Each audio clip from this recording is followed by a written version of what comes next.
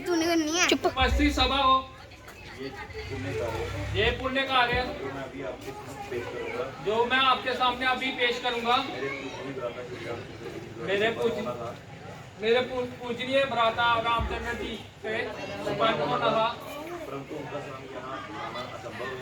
परंतु उनका जहाँ आना संभव है क्योंकि 14 वर्ष उनके लिए बस्ती में पाँव रखना भी बाध्य है। 14 वर्ष उनके लिए बस्ती में पाँव रखना भी बाध्य है। 14 वर्ष उन्हें बस्ती में पाँव रखना भी बाध्य है। अथवा मैं उनकी ओर से अनुपस्थिति के कारण आप सज्जन जनों से क्षमा के हेतु प्रार्थी प्रार्थी हूँ। लाल वाली मुझे पकड़ा, ये वाली खींच।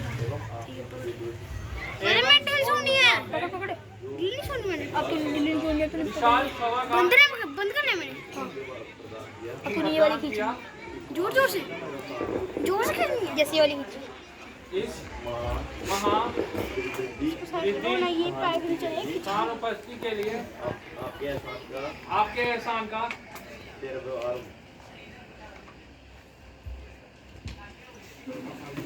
स्वर्गीय महाराज रावण के सामना तो हमारी कोई शत्रुता थी। स्वर्गीय महाराज रावण के साथ हमारी ना तो कोई विशेष शत्रुता थी, ना हमारी विशेष शत्रुता थी और ना युद्ध करने की हमको जरूरत थी। ना युद्ध करने की हमें जरूरत थी। ना हमने राज्य प्राप्ति के लोग से जंग किया, ना हमने राज्य प्राप्ति के लोग जंग के लिए जंग की, ना किसी के सहायक, जो कुछ कारण था लोगों को बड़ी बात मालूम है, जो कुछ कारण था आपको बड़ी बाती मालूम है, जो अंततः उसको दोहराना अंततः उसे दोहराना बेफजूल है। मैं श्री रामचंद्र जी महाराज की आज्ञा से विभीषण जी को मुकुट पहनाता हूँ।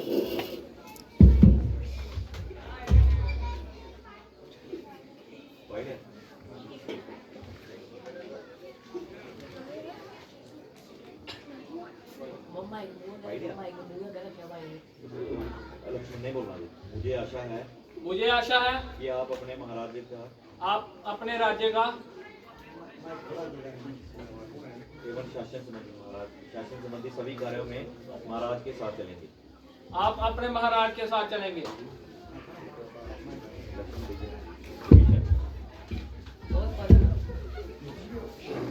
मेरी प्रजा एवं श्रोताओं मैं रघुकुल श्री रामचंद्र जी महाराज के अनुग्रह तथा वीर श्रोमणी श्री लक्ष्मण जी की असीम कृपा का हृदय से कृतज्ञ हूँ। श्री लक्ष्मण जी के कथा अनुसार ये महान कार्य श्री रामचंद्र जी महाराज के कर कमलों द्वारा ही संपन्न होने को शोभा पाना। महाराज के कर कमलों द्वारा संपन्न होना ही शोभा पाना था। और उस समय मेरे तथा आपके सौभाग्य का क्या ठिकाना था। आपके सौभाग्य का क्या ठिकाना था। परंतु वह भी वचन बद्ध है। मैं हर प्रकार से जतन करूंगा कि आप लोगों को फिर वही सुख शांति तथा पहले की संबंधता प्राप्त हो।